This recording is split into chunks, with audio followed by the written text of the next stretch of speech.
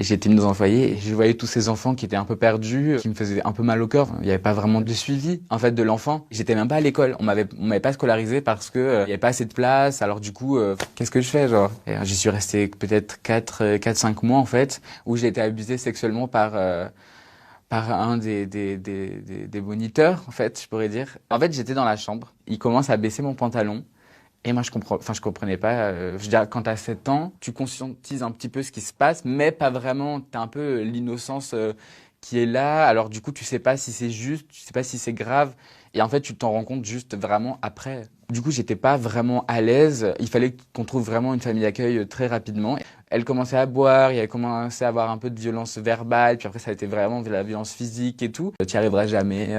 Voilà, tu sers à rien.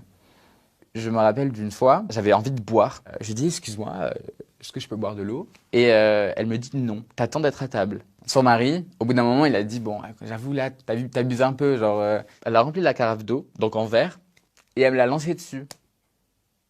Ouais, elle me l'a lancé dessus. Ça m'est arrivé plusieurs fois où elle me déshabille carrément dans la douche, et douche froide, quoi.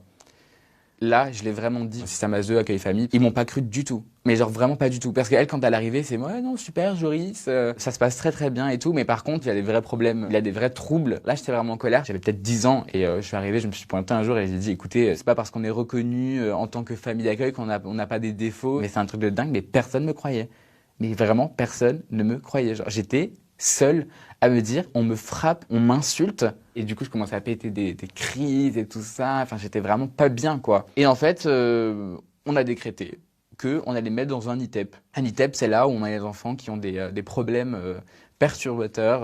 Là, je pense qu'à ce moment-là, j'étais vraiment pas bien. Le plus dur, c'est qu'on n'a pas de famille, on n'a pas d'amis, on n'a personne, et on doit trouver une solution. Genre, on fait quoi? Je me sauve, je fugue, j'ai jamais eu de pensée suicidaire, mais je me suis dit, je fais quoi? Donc j'ai passé peut-être 3 ans chez eux.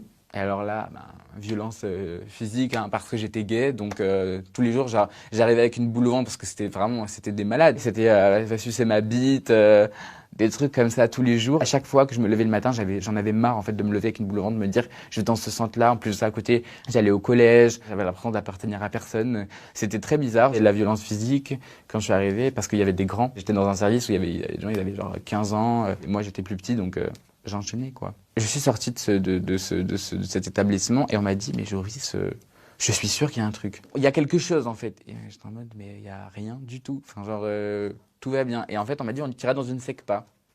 Section d'enseignement général professionnel adapté. Et là, à ce moment-là, quand on m'a annoncé ça, j'ai pleuré. J'ai pleuré parce que j'étais en mode, putain, c'est fini. Genre, enfin, j'avais l'impression que ça s'arrêtait jamais, en fait.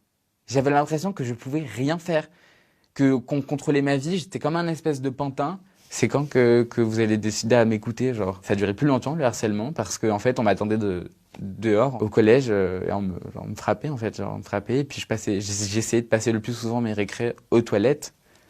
Des fois, je mangeais pas, genre. J'avais trop peur de rentrer dans la cantine. Les séquelles de ce que j'ai vécu, c'est la peur de l'abandon, la peur de l'engagement, la peur de pas réussir, la peur d'être seul par moment, la peur de pas être compris.